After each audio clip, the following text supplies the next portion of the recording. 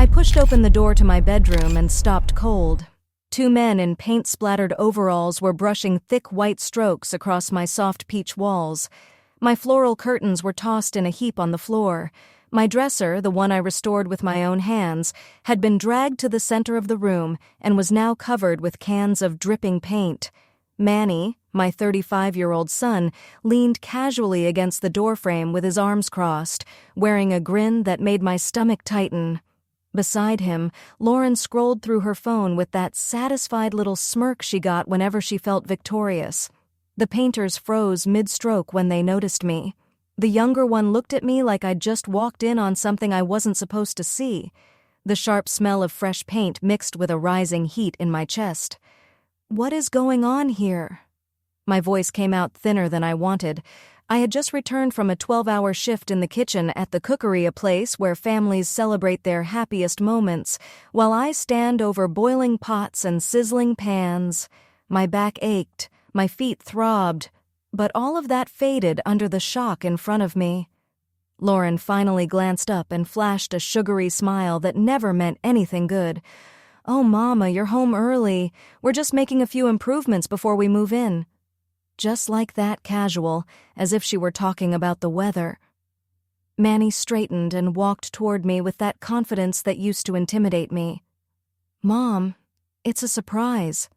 This room is way too big for just you, and we need the extra space. The kids are getting bigger, and our apartment is too small." My legs trembled. 20 years. 20 years in a steaming kitchen, saving every possible dollar to buy this house.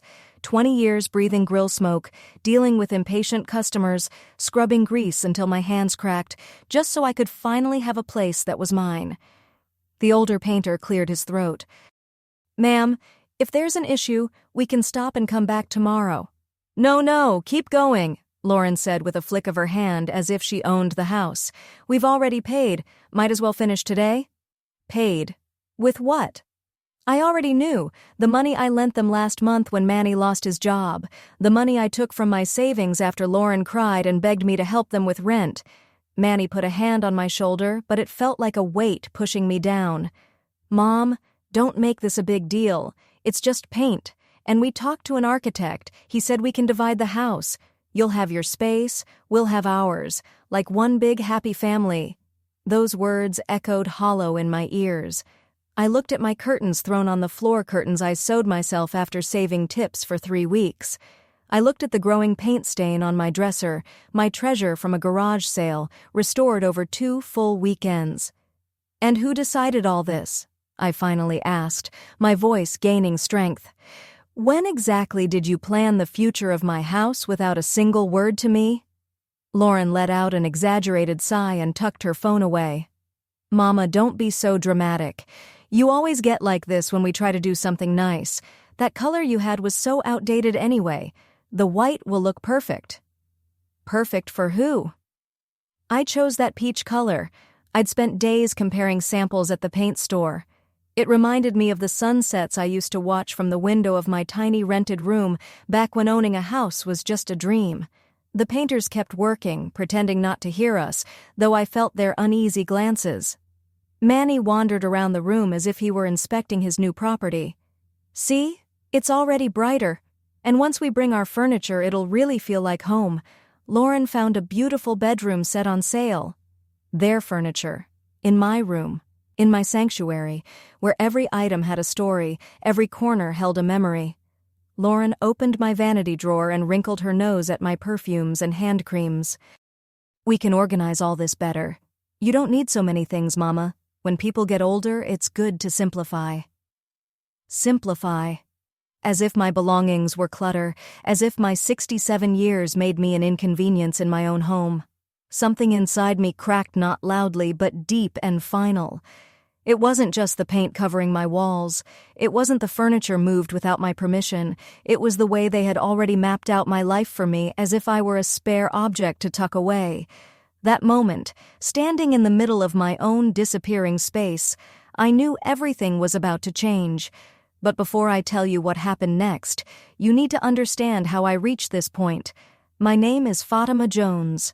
I am 67 years old, and for the past 15 years, I have worked in the kitchen of the cookery, a place where families celebrate life's big moments while I stand behind the stoves making the food they enjoy. I arrive at 5 a.m. to start the chicken stock that needs hours to simmer. I leave at 7 p.m. with grease on my clothes, sore fingers, and hair that always smells faintly of fried onions. And that day, all of that work, all of those years, suddenly felt like they were slipping through my fingers.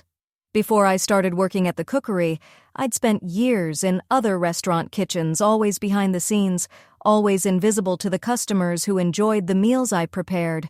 My hands carry tiny scars from hot pans and sharp knives that slipped during busy rush hours.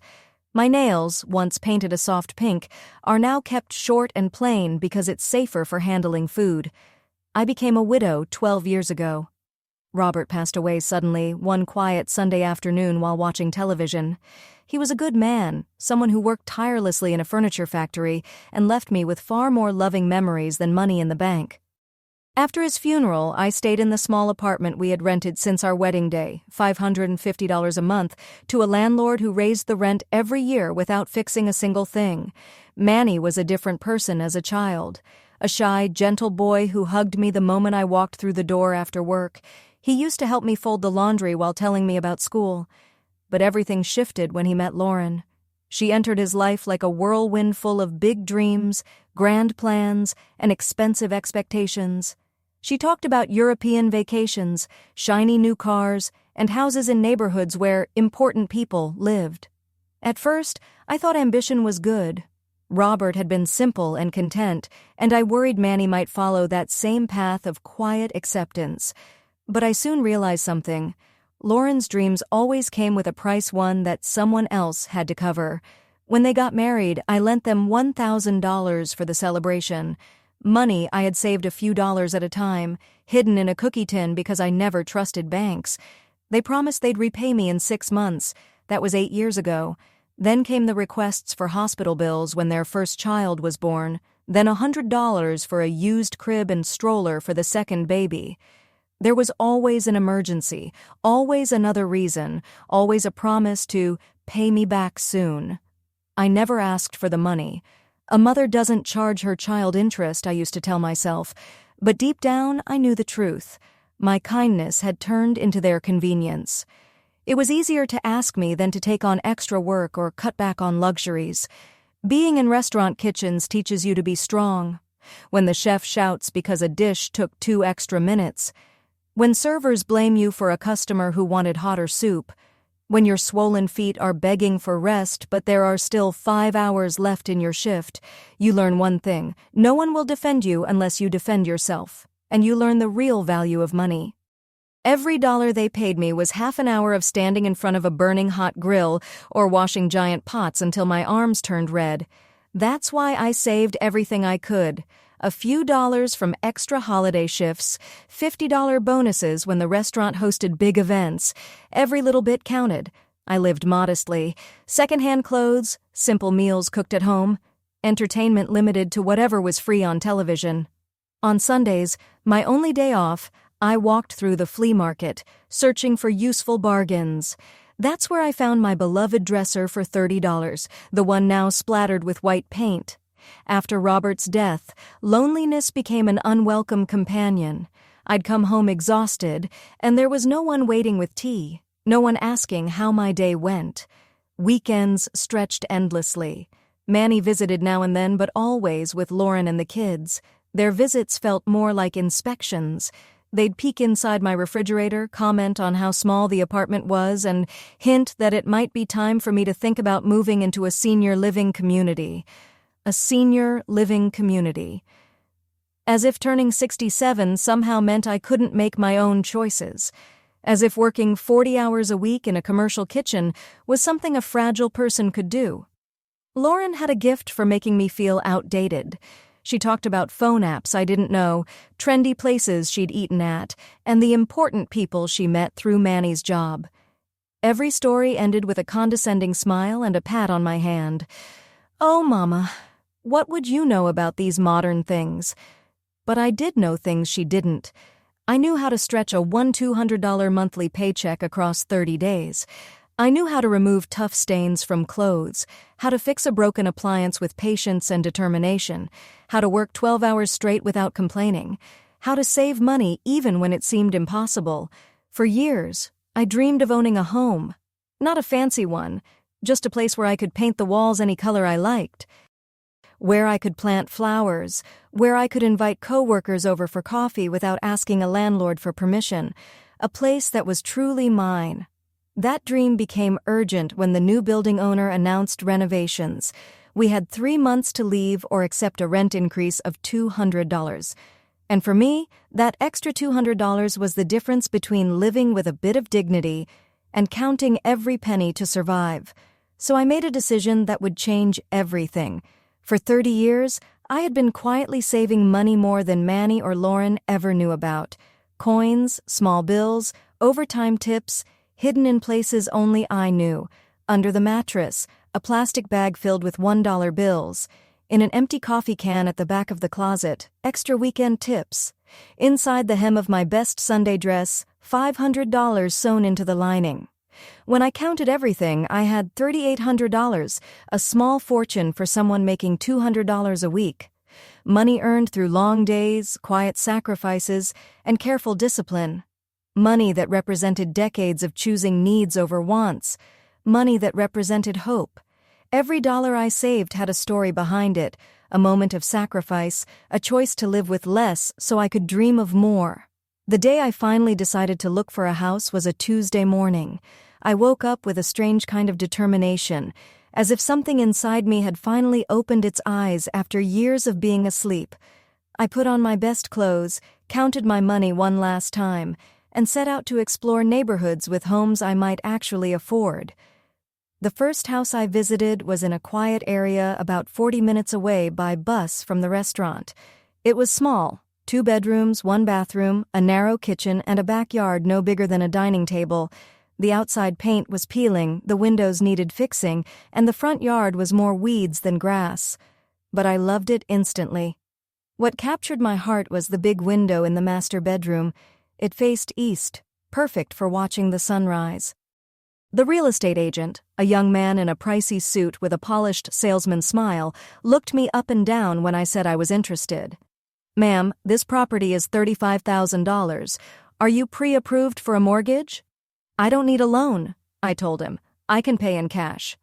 His expression changed instantly.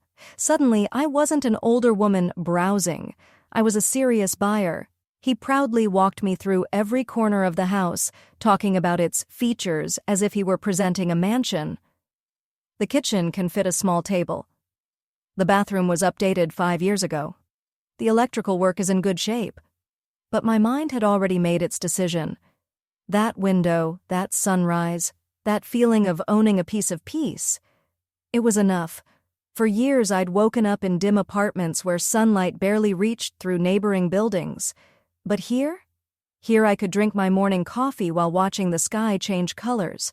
Here I could place plants on the windowsill and feel something new, something alive, instead of just going through the motions.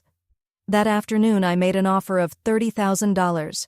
The seller accepted immediately. The agent explained that the house had been listed for 8 months with no buyers. It wasn't fancy enough for wealthy families, but it wasn't cheap enough for buyers with no savings. In other words, it was meant for someone like me. The paperwork took 3 weeks. 3 weeks during which I told absolutely no one, not Manny, not Lauren, not even Joanna from work, the closest thing I had to a friend. Every night after my shift, I sat on my tiny couch and imagined my new life. How I'd paint the walls, where I'd place my handful of furniture pieces, how I'd finally arrange a kitchen just for myself. No landlords, no restrictions, no one telling me what I could or couldn't do. The day I signed the final documents, my hands shook, not from fear but from pure excitement. At 65 years old, for the first time ever, I was going to own something that no one could take away, a home with a key that belonged only to me. When the agent handed me the keys, I stood in front of the door for a long moment. Once I walked in, I would no longer be the same Fatima who had spent her life adjusting to other people's decisions. I would be Fatima, the homeowner, The house was empty, a little damp, a little worn, but it was mine. I walked slowly through each room, touching the walls, testing the switches, opening and closing the windows.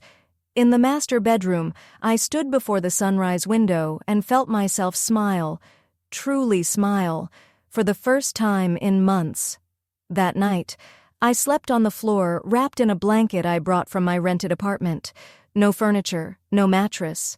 But I had something far greater.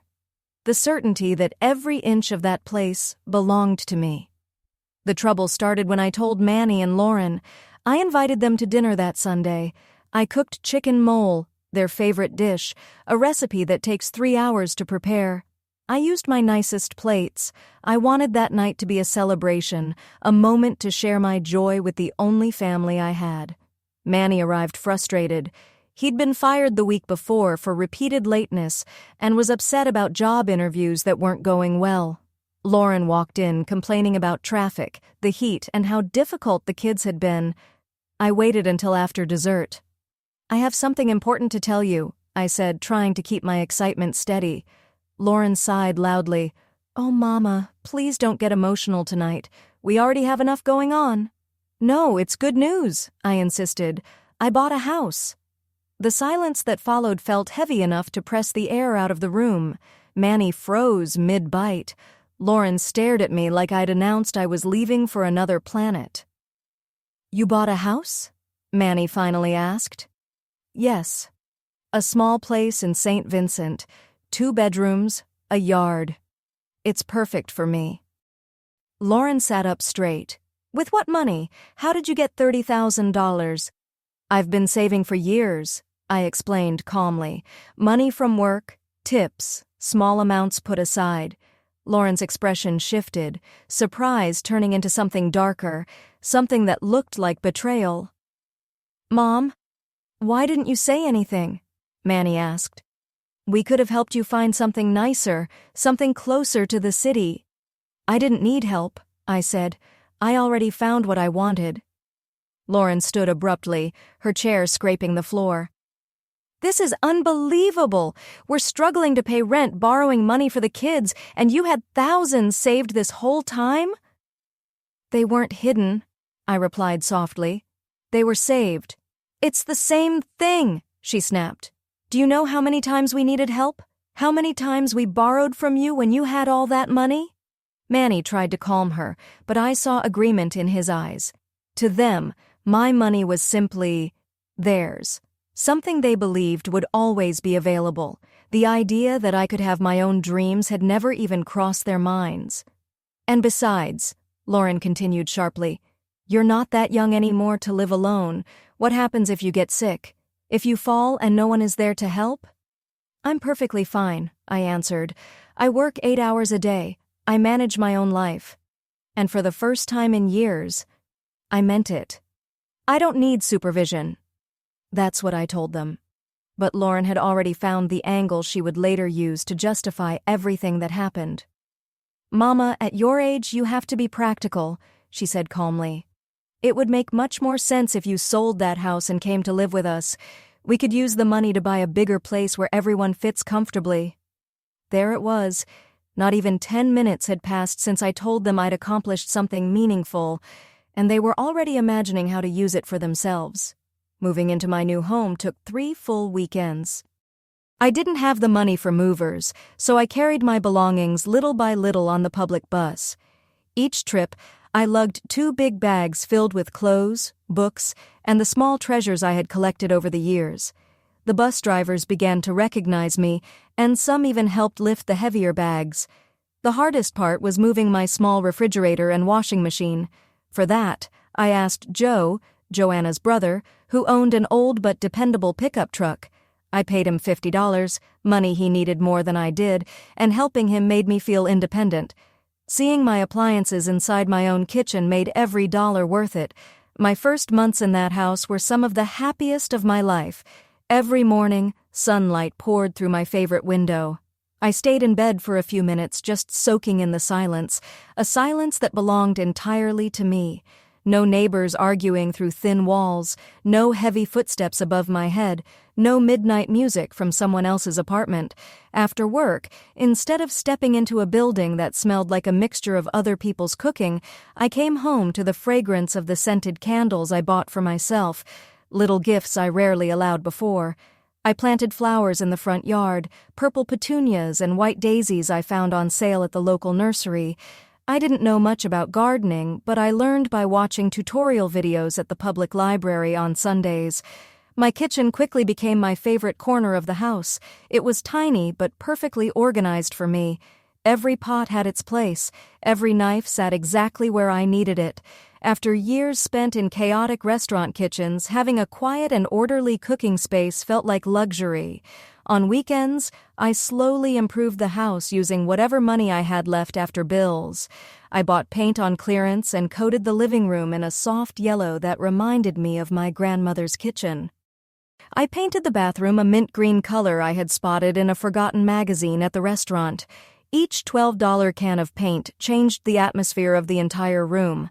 I became my own repair woman thanks to free internet tutorials at the library. When the kitchen faucet broke, instead of paying a plumber $100, I bought $15 in parts and fixed it myself. When a window refused to close properly, I sanded the swollen wood until it fit perfectly. Manny and Lauren visited twice during those months.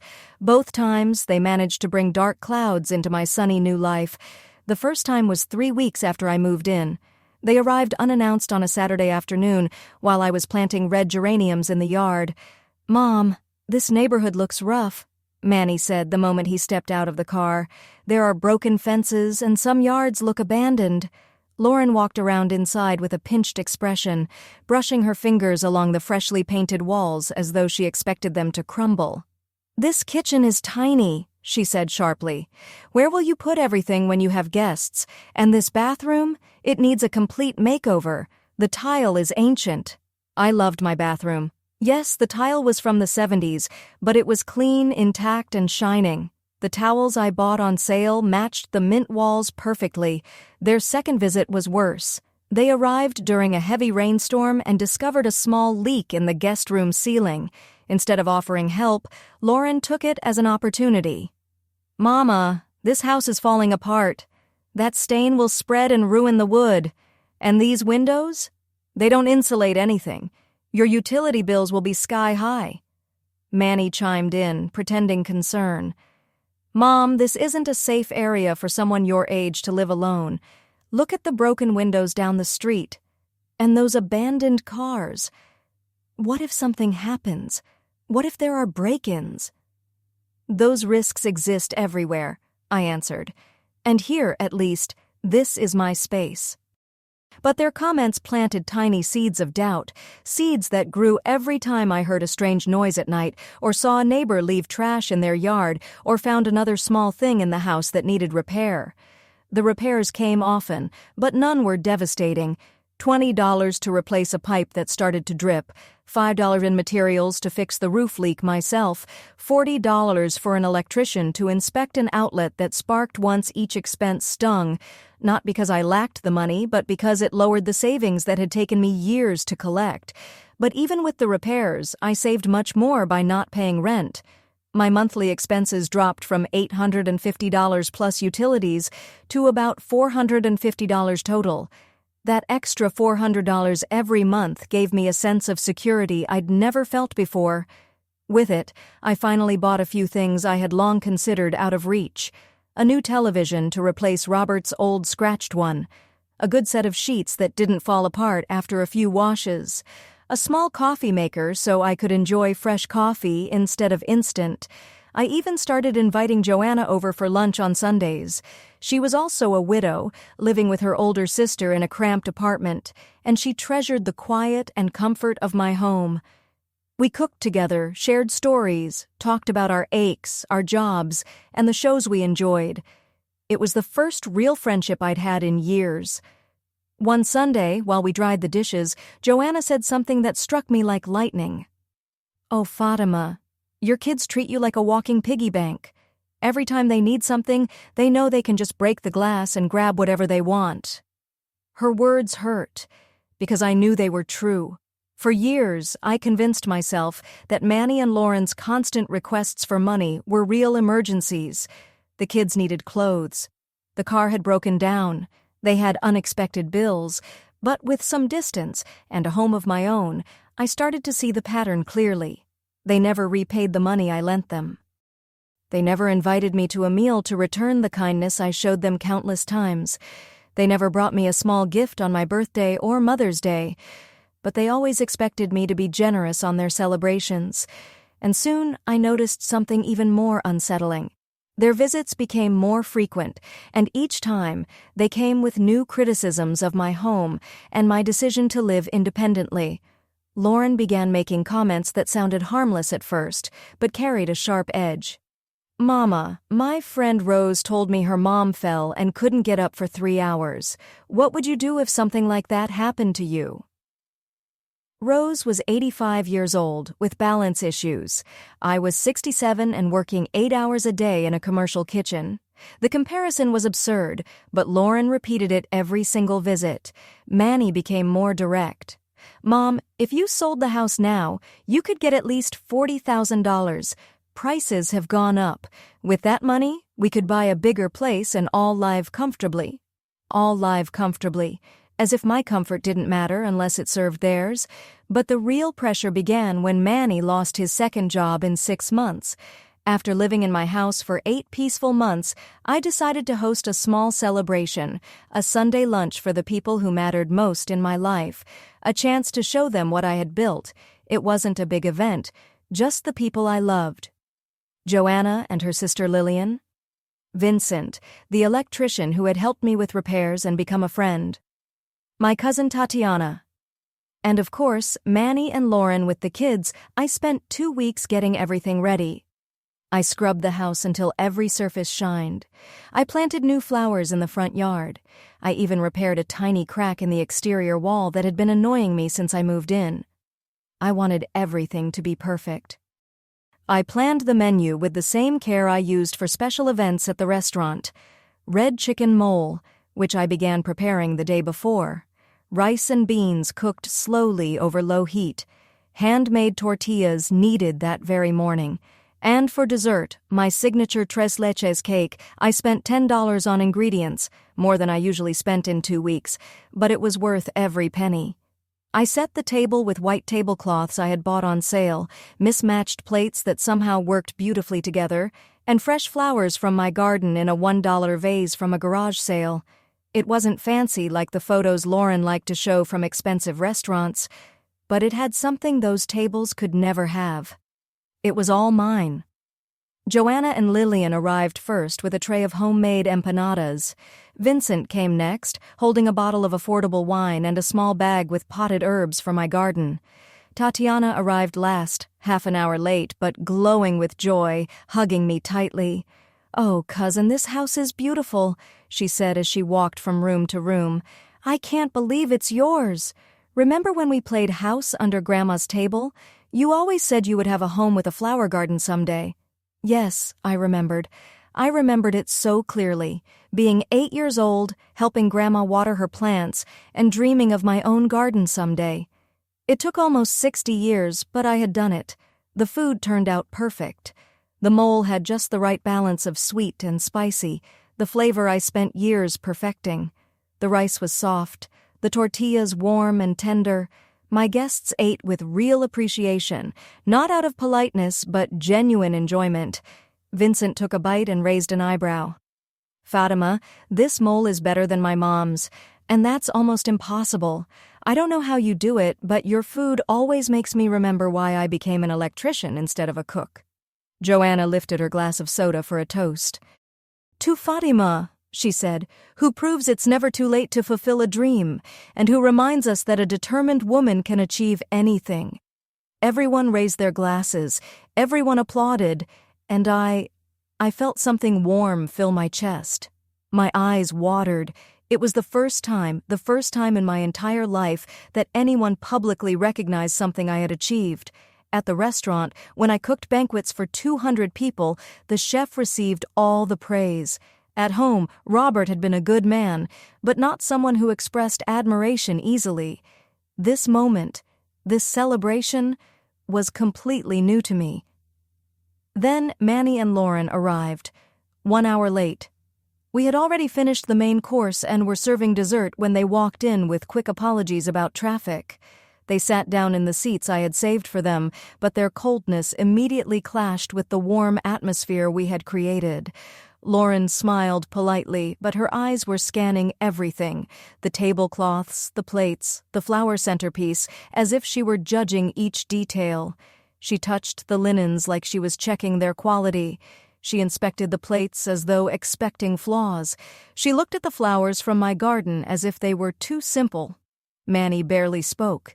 He answered questions with one word. He ate quickly, head down, and the kids, restless from the car ride, ran around touching everything while their parents didn't say a single word to stop them. Tatiana, who barely knew Manny and Lauren, tried to include them in the conversation.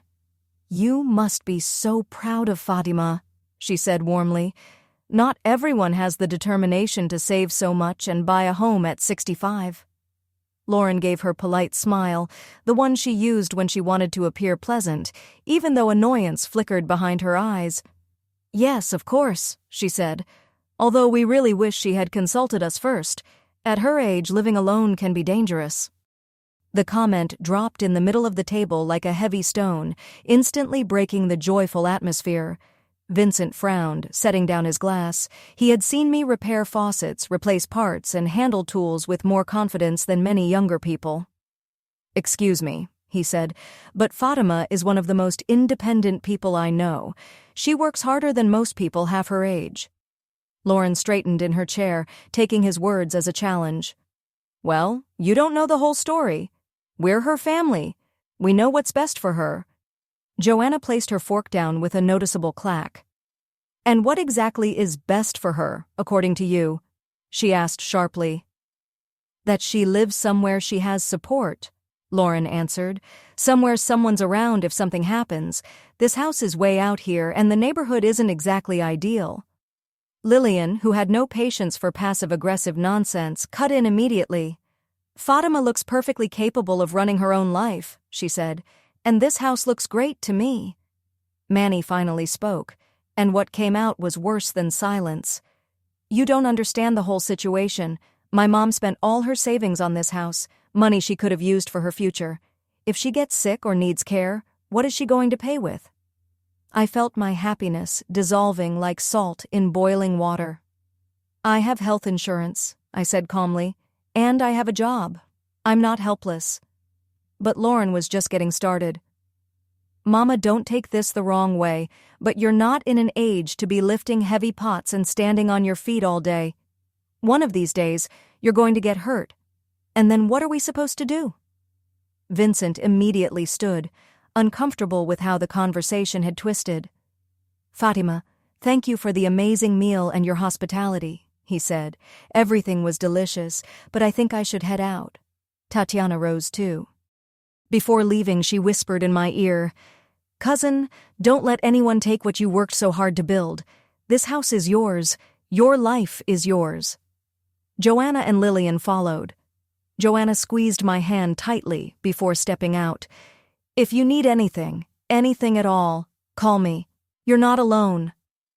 Once the door closed and it was just Manny, Lauren, the kids, and me, the air grew heavy, thick like storm clouds.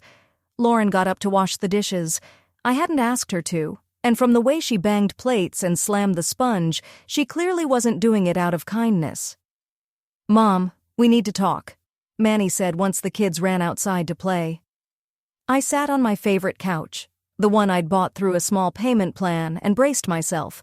Lauren dried her hands, crossed her arms, and sat directly across from me. "Mama, let's be honest," she began. "This situation can't continue." "What situation?" I asked calmly.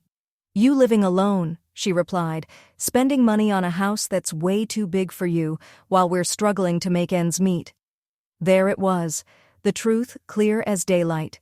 Their concern wasn't for my well-being, it was for my property, the one thing I had achieved that they hadn't. Manny sat on the arm of my chair, using his closeness as pressure. "Mom, we've been thinking. he said gently. What if we sell this house and buy a bigger one where we can all live comfortably? You'd have your own room and we could help you with expenses and maintenance. Sell, as if it belonged to all three of us. I'm not selling my house, I said, my voice firm. Lauren sighed dramatically. Mama, be reasonable. With what this house is worth, plus what we could contribute, we could buy something much nicer in a better neighborhood. This house is perfect for me, I said. But not for us, Lauren muttered, barely audible.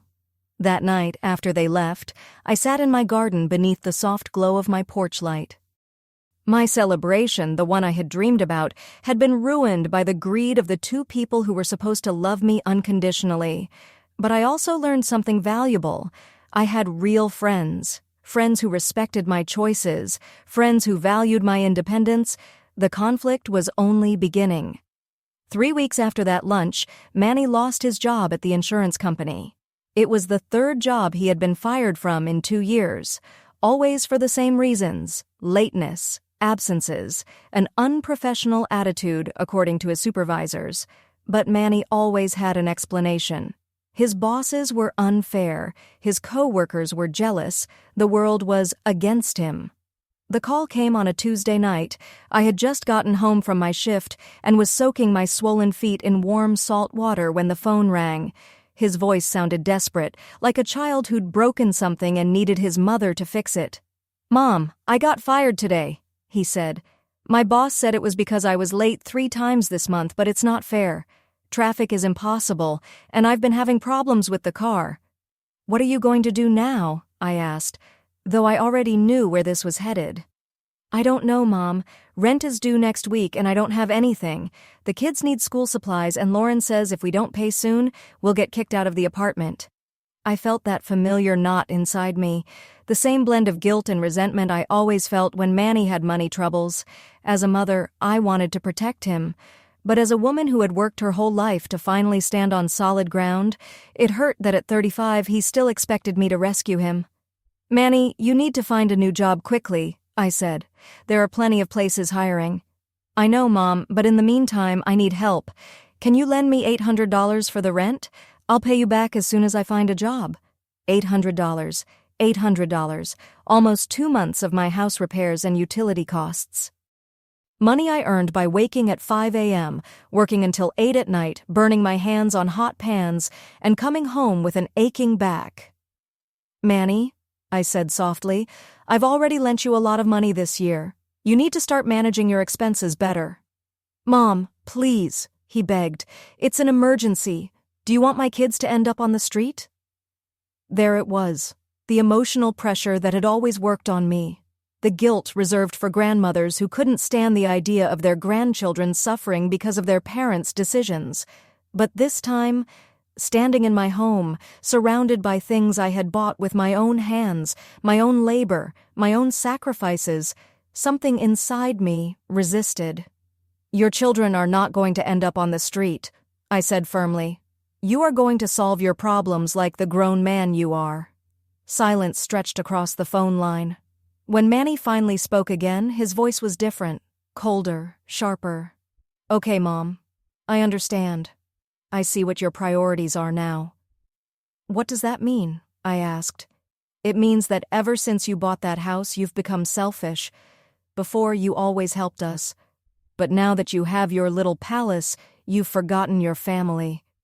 His words hit me like a slap. Selfish, for wanting to protect the money I earned. Selfish, for finally achieving something after decades of work. Selfish, for not wanting to be their emergency fund forever. "I'm not selfish, Manny. I'm a woman who worked her whole life to have a little security," he scoffed. "Mom, you're 67. What do you need so much money for? What do you need such a big house for? It would be smarter for you to live with us and sell this place. With that money, we could buy something better for everyone." There it was again. The same plan they had pushed since the day I bought the house, now wrapped in frustration and urgency. "I'm not selling my house," I repeated. "But you're wasting money on silly things," Manny snapped. "Yesterday, Lauren said you bought new plants. What good are plants when your son doesn't have a job?" What good were plants? As if joy had no value, as if beauty didn't matter, as if the only purpose of my money was to fix their problems. "My plants cost $10, I said calmly. "Your rent is $800. They are not the same." Manny didn't respond. The call ended with him hanging up, something he had never done before. I stared at the phone, listening to the empty dial tone, knowing something had changed forever. 2 days later, they showed up at my doorstep without warning. It was Friday afternoon. I had just walked in from work and was changing out of my uniform when I heard the knock. I thought it might be Vincent coming by to help with a small repair. But when I opened the door, there they stood on my porch. Manny, Lauren, and the kids. "Surprise," Lauren said, smiling with no warmth. "We came to visit." They walked in without being invited. The kids ran straight into the backyard. Manny carried a small duffel bag. Lauren wore her usual, "I own this place" posture. "What's in the bag?" I asked. Manny didn't hesitate. "Well, Mama, since you didn't want to help us with the rent, the landlord gave us 3 days to leave the apartment, so we decided to stay with you until we find something cheaper." My heart froze. Stay with me? In the only place I had ever been able to call my refuge? "No," I said immediately. "You can't stay here." Lauren sat on my couch as if she hadn't heard me. "Why not? You have 2 bedrooms and we're family. It's the least you can do after refusing to help us." "Because this is my house," I said, "and I decide who lives here." Manny dropped the bag on the floor and gave me the look he'd used since he was a teenager.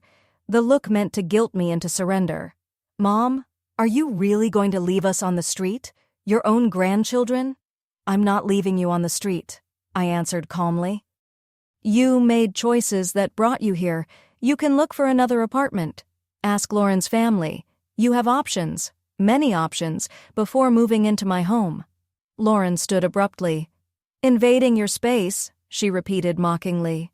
"Listen to the way she talks to her own family. We've always taken care of her. We've always been there for her."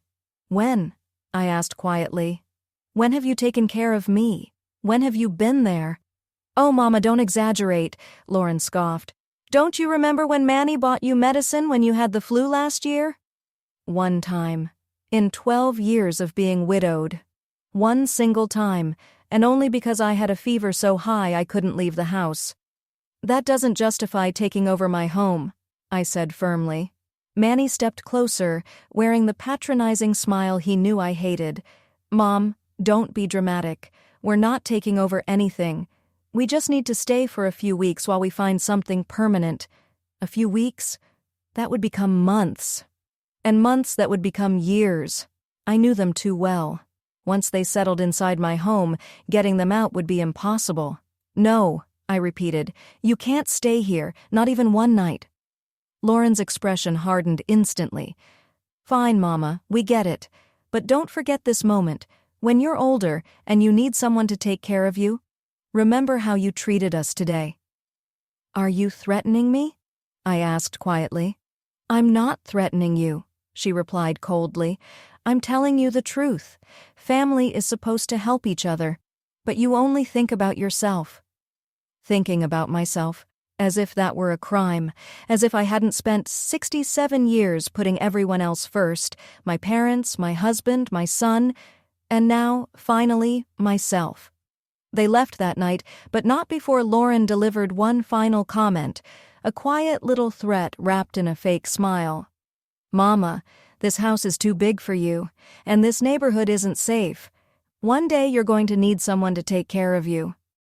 And I hope we still have the heart to do it after how you're treating us." Her words chilled me to the bone. That night I barely slept, not from guilt, but from fear. For the first time since buying my home, I felt my refuge wasn't truly safe. I knew them too well. If they couldn't get my money through tears, they'd try with pressure.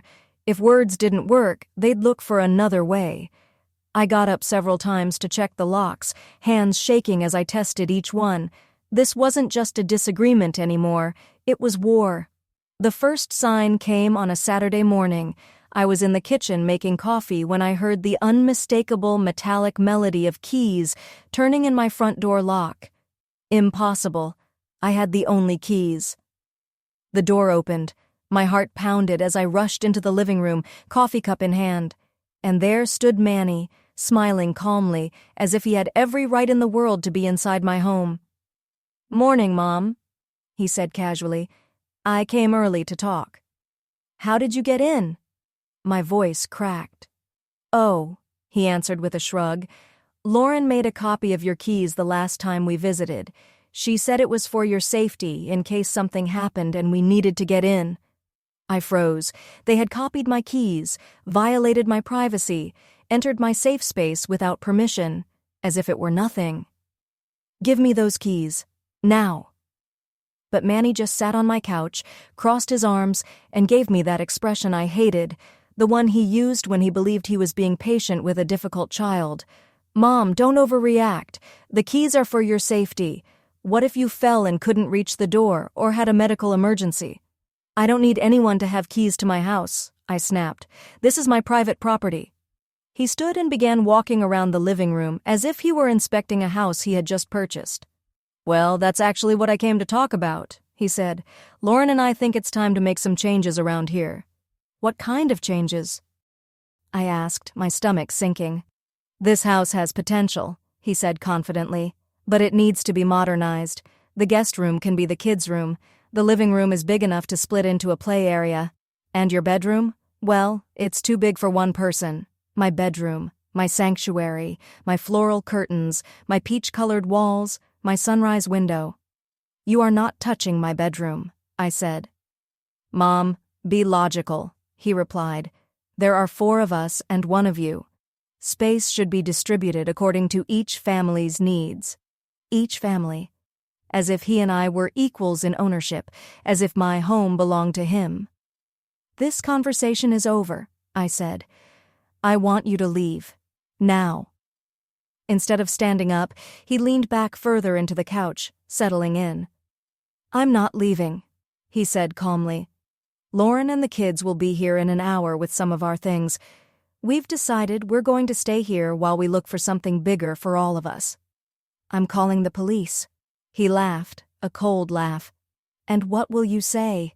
That your son came to visit you? I have keys, Mom. That implies permission.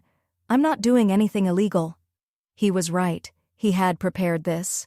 It wasn't desperation. It was strategy. When Lauren arrived with the kids and 3 big suitcases, I had already called the police, but Manny was prepared for that too. The young officer looked uncomfortable as he explained, "Ma'am, your son has keys and says you gave him permission. Without proof otherwise, this is considered a civil matter, not a criminal trespass." A document? Who imagines needing a contract to keep their own family from invading their home? Lauren settled into my kitchen as if she'd been living there for years. The kids ran through the house, grabbing things, opening drawers, moving furniture, treating my home like a playground. Manny hooked up his huge television in my living room, pushing my small TV aside without asking. That first night, I locked my bedroom door. I lay awake listening to whispers in the living room, footsteps in the hallway, the television playing for hours. My refuge had become a place where I was the unwelcome guest. On the second day, I came home to find my living room rearranged entirely. My beloved couch was shoved into the corner, my coffee table replaced with one of theirs. My plants, my little joys, moved outside like clutter. On the third day, Lauren had reorganized my kitchen. My pots were now stored on high shelves I couldn't reach. My spices had been replaced with pricey brands she liked. My coffee maker had disappeared, replaced by a machine so complicated I couldn't even turn it on. On the 4th day, I walked into my bedroom and found painters rolling white paint over my peach walls. My heart dropped. It wasn't just about the paint. It was the complete disregard, the belief that they had the right to erase me from my own home. Manny explained it casually. "Mom, we decided this room is too big for you. The kids need more space. Besides, this is going to be the master bedroom now. You can use the small one. That suits your needs better." The small bedroom. The one without the sunrise window. The one they had always called the guest room. The one that wasn't mine. The smaller bedroom didn't have the spacious closet where I kept my clothes. It didn't connect to the main bathroom, the one that made my rushed mornings easier, and yet Lauren walked in with a triumphant smile. "Mama, you're going to love this change. The white paint will make the room look bigger and modern, and we already ordered new furniture, a full bedroom set. It's going to look amazing." "With what money did you buy furniture?" I asked. Manny and Lauren exchanged a look, the kind of look that said the decision had already been made long before this moment.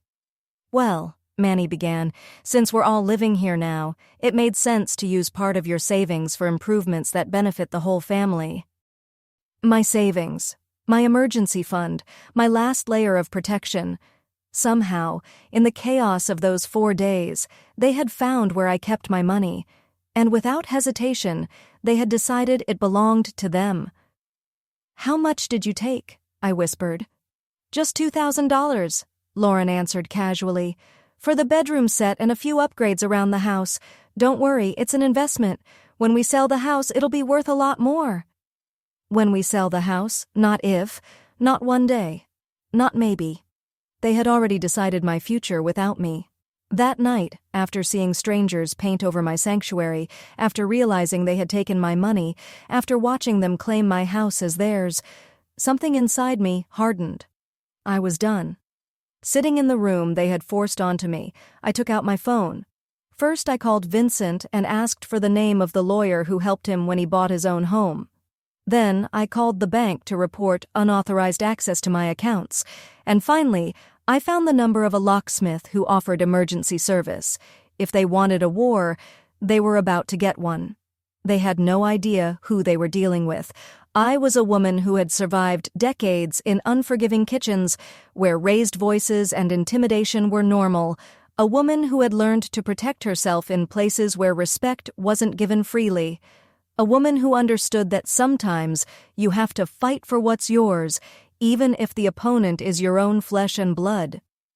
The fresh white paint dripping onto my lacquered dresser didn't break me anymore. It became evidence, proof of how far they were willing to go to steal what I had worked for. Tomorrow they would learn exactly who they had underestimated. That night, I waited until the house fell silent. I listened to Manny and Lauren whispering in what they now believed was their bedroom. I waited until the children drifted asleep on the inflatable mattresses spread across my living room. When the only sound was the ticking kitchen clock, I slipped out of my small room with my shoes in my hand. For 4 nights, I had been observing everything, documenting everything, taking photos with my old phone, pictures of my belongings shoved into corners, my plants thrown outside, fresh paint covering the walls I loved. I left through the garden door, the one leading to the yard where I had planted my flowers with such love. The locksmith had agreed to arrive at 5 a.m. We had an hour before I needed to leave for work. Everything had to be done before they woke up. At exactly 5 a.m., a small truck pulled up quietly. Mark, Vincent's brother-in-law, nodded at me kindly. I explained everything as he looked at the locks. "Ma'am Fatima," he said gently, "you would be surprised how common this is. Families assuming older relatives won't defend themselves, but you're doing the right thing." Mark worked fast and silent. He changed the front door lock, the garden gate, and even added a new latch to the back door. He handed me 3 sets of keys, one for me, one to hide in a safety deposit box Vincent would keep, and one I would carry in my work bag. When he left, I headed to work as if it were any other day, though my heart beat so loudly I was sure everyone could hear it. By the time the lunch rush started, I knew Manny and Lauren would be discovering the truth. At 2 p.m., the storm arrived. I was chopping vegetables when my phone rang. "Manny." I let it ring. Then Lauren. I ignored that too. Then the messages came, one after another. "Mom, why did you change the locks?" "Mama, this is crazy. Open the door." "Mom, all our stuff is inside. The kids need their toys. This is basically kidnapping. We're calling the police." The chef noticed I was distracted. "You okay, Fatima?" "Just some family issues," I answered. "I can keep working." And I did. At 3:30, a new message appeared, and it made me smile for the first time in days. The police said that since it's your house, you can change the locks whenever you want. Perfect. Everything was going exactly as planned. When I returned home that afternoon, the entire family was sitting on my porch. The kids were playing on tablets. Manny paced back and forth while talking angrily on the phone. Lauren glared at me like she could set the garden on fire with her eyes. "Mom, open this door right now!" Manny shouted. "No!" "What do you mean, no? All our stuff is inside." "Your stuff shouldn't be inside. I never gave you permission to move into my home." Lauren stood with her hands on her hips, looking outraged. "Mama, this is ridiculous. We're family. You can't leave us out here." "I'm not leaving you on the street," I said. "I'm removing you from my house." "What's the difference?" Manny yelled, coming toward me with that intimidating posture he had mastered over the years. Manny stepped closer, lowering his voice as if this were a private discussion instead of a battle on my own porch. "Mom, you're making a serious mistake. We're talking about your grandchildren. Are you really going to leave them without a home?" "Your children," I said calmly, "have two parents. You and Lauren are responsible for providing them with a home, not me. I will not carry the consequences of your decisions." For the first time in years, Manny and Lauren looked genuinely stunned. Their usual emotional pressure, the guilt trips, the manipulative pleas, no longer worked. They were realizing slowly and painfully that their power over me was breaking. And then Vincent's truck pulled into my driveway. I had asked him earlier that morning to come, not only for emotional support, but to have a witness present. His timing was perfect. "Afternoon, Fatima," he said as he stepped out. "Everything okay?" Immediately the energy shifted. With an outsider present, Manny and Lauren had to adjust their behavior. They could no longer pretend they controlled the situation. Lauren rushed forward instantly, her tone sugar-sweet. "Oh, Mr. Vincent, I'm so glad you're here. Maybe you can talk to my mother-in-law. She's been acting strange since she bought this house. She kicked us out without warning and now won't let us in." Vincent looked at me, then gave a polite smile. "Ma'am Fatima, did these young people have a rental agreement with you?" "No," I said clearly. "I never gave them permission to live here." "Then I don't see the problem," Vincent said. "This is your property. You decide who lives in it." Manny's face turned pale. His plan was collapsing in front of him. "Mr. Vincent," Manny tried again, "you don't understand. My mom is alone. At her age, it's dangerous for her to live without family. We just want to take care of her." Vincent gave him a long, unimpressed look. "Young man, your mother seems more capable than most people half her age. She works more hours than many adults I know." Before Manny or Lauren could come up with another line, the surprise arrived. A police car pulled up in front of my house. The officer who stepped out wasn't the young one from the previous day. His demeanor was more official, more serious.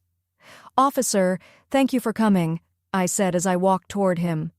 "Mrs. Jones, we received a call about a domestic disturbance. What's happening?" Before I could explain, Lauren hurried to him like he was her personal hero. "Officer, my mother-in-law threw us out without warning. We have young children, and all our belongings are inside." The officer turned to me. "Ma'am, is it true they were living here?" "Yes," I said, "but without my permission. They made copies of my keys without my knowledge, moved in without consent, and began making changes to my property." He took out his notebook. "Do they have a rental agreement? Any documentation of permission?" "No," I repeated, "because I never gave any." Manny jumped in, his voice filled with desperation. "Officer, she's confused. She invited us to live with her because she was lonely and scared to be alone." The officer sighed, clearly familiar with these situations. "Sir, being her son does not give you automatic rights to her property. If she's the legal owner and there's no agreement, she decides who lives here." "But our stuff is inside," Lauren protested. "That can be retrieved under supervision," I said calmly. "I have no problem with them collecting their belongings. I just don't want them returning to live here." "That seems reasonable," the officer replied. "I will supervise while they remove their things." And that's how, an hour later, I stood on my porch watching every object they had brought into my home leave the way it came in. The new furniture bought with my stolen money, the oversized television they had installed without asking, suitcases full of clothes, the kids' toys, boxes filled with their belongings piece by piece, all of it left my home under police watch. Lauren's face twisted between hatred and panic. "Mama," she hissed, "you're going to regret this. When you're old and alone, you'll remember how you treated us."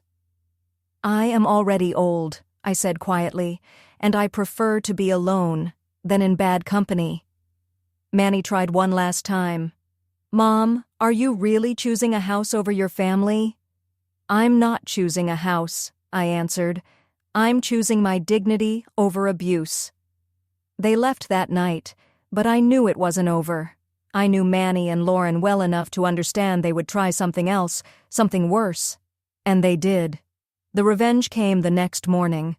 The dawn broke with the sound I feared most, a loud, forceful knock on my front door.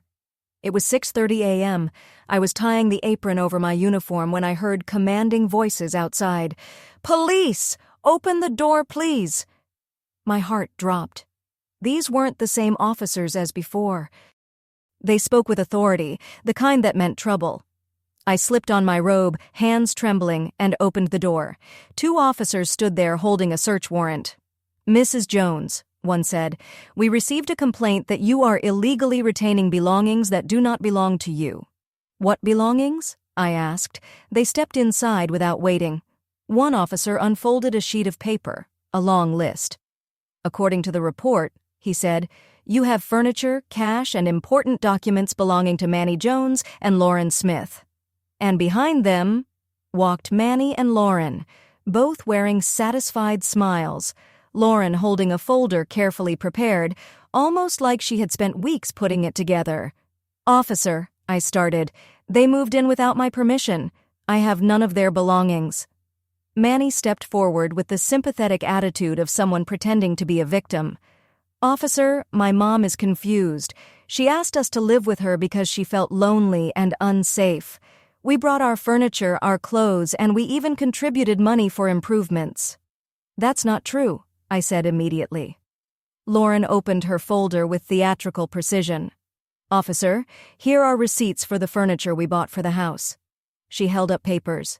"And here are text messages where my mother-in-law asks us to come live with her." My blood ran cold.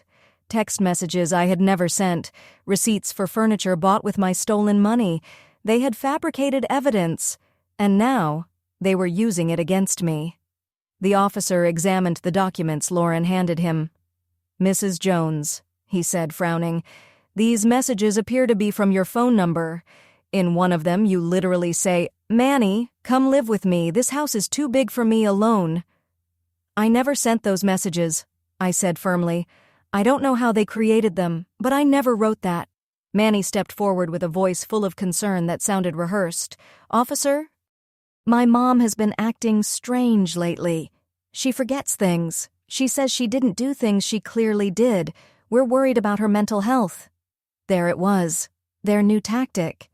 If they couldn't steal my house with emotional pressure or money manipulation, they were going to try to make me look mentally incompetent. "Officer," I said, "I work full-time in a restaurant. I manage my own finances. I pay my bills. I maintain my home. There is nothing wrong with my mind." But Lauren was already prepared. "Mama," she said, pretending to be sad, "the other day you forgot you invited us to dinner, and last week you called Manny 3 times to ask the same question. Those are clear signs of early cognitive decline." Every word out of her mouth was a calculated lie, crafted to make me look like a confused old woman unable to make decisions. The officer looked at me with a mixture of sympathy and suspicion. "Mrs. Jones, do you have any proof that this house belongs exclusively to you?" "Of course," I said. "It's in my bedroom." As I went to retrieve my deed, I heard Manny whispering to the officers, "She's been paranoid. She thinks we want to rob her. She believes we're plotting against her. It's common in older adults who start losing clarity." I returned with the property deed, my identification, and every document showing the house belonged to me, and only me. The officer reviewed them carefully. These documents are valid. The house is indeed registered in your name exclusively. But Lauren wasn't done. Officer, that doesn't change the fact she invited us to live here. We contributed financially. We have rights as tenants, even without a written contract. At that moment, my phone rang. It was Vincent. I answered and explained everything in a few seconds. "I'll be there in 5 minutes," he said, "and I'm bringing the lawyer." I turned back to the officer. "My legal representative is on the way. We can wait for him." The officer nodded, but Manny panicked. "We don't need a lawyer," he argued quickly. "This is just a simple family misunderstanding." When Vincent arrived with attorney Michael Jenkins, everything changed. The lawyer, calm, experienced, and impeccably dressed, asked to see the evidence. "Officer, may I review these documents?" He spent several minutes examining the printed text messages with a magnifying glass. Then he looked up with a slight smile. "These messages are fake. You can clearly see the manipulation in the metadata. They were created with an app that generates artificial conversations." The officer straightened. "Are you certain?" "Completely," Jenkins replied. "And officer, presenting fabricated evidence is a federal offense. These individuals could face charges for obstruction and fraud." Lauren's face turned white. I didn't know," she stammered. "Someone else must have—" "Stop," the lawyer warned. "Anything else you say can be used against you." Manny tried a final desperate move. "Officer, regardless of the documents, my mom needs help. She can't live alone at her age." Attorney Jenkins turned to him sharply. "Young man, your mother is a competent adult. She has the full legal right to decide where she lives and who she allows on her property. Your disagreement does not entitle you to fabricate evidence or force your way into her home." The officer closed his notebook. "Based on everything I've seen, you have no rights to this property. The messages are forged. There is no rental agreement, and Mrs. Jones is clearly capable of making her own decisions." "But, officer," Lauren began. He raised his hand. "If you attempt to enter this property again without permission, you will be charged with trespassing. Is that understood?" Defeated, Manny and Lauren left my house, angry, humiliated, and exposed. But before he stepped off the porch, Manny looked back at me with cold, sharp eyes. "Mom, you won this battle, but you're alone now. Completely alone." His words were meant to cut me, to guilt me into surrender. But for the first time in my life, loneliness didn't frighten me. "I'm not alone, Manny," I said. "I have true friends, a job I take pride in, and a home that belongs only to me. What I don't need anymore is manipulation disguised as family." After they left, Attorney Jenkins explained my options. I could press charges for the forged evidence, the stolen money, the unlawful entry, the attempt to claim my property. I chose not to press criminal charges, but I did request a restraining order to keep them away from my home. That afternoon, when I returned from work, I found my house untouched, silent, peaceful, completely mine. I sat in my garden with a cup of hot coffee, breathing in the scent of the flowers I had planted with my own hands. For the first time in months, I wasn't afraid someone would barge in. I didn't have to hear criticism. I didn't have to explain my decisions. I didn't have to justify my dreams. That night, Joanna visited. She sat beside me under the fading light and asked gently, "How do you feel, Fatima?" "Free," I said. "For the first time in my life. Completely free." Over these months, I learned something important. Sometimes choosing your own peace means disappointing the people you love. Sometimes defending your dignity means cutting ties with people who see you as a resource, not a person. And sometimes chosen solitude is better than toxic company. I still work at the restaurant. I still tend to my flowers. I still live in my little but perfect home. Manny and Lauren haven't contacted me again, and that's fine. Maybe someday, if they learn to respect me as the independent woman I am, we can rebuild something. But it will be on my terms, never again on theirs. For now, I am 67 years old. I have my own home, true friends, and the quiet joy that comes from knowing no one can take away what I fought so hard to earn. Sometimes Silence is the strongest justice of all. Did you enjoy this story? And from which city are you listening today? I'd love to meet you in the comments. If you liked this story, you can support the channel with a super thanks so I can keep bringing you more life stories just like this one. Thank you so much for your kind support. I can't wait to read your thoughts below.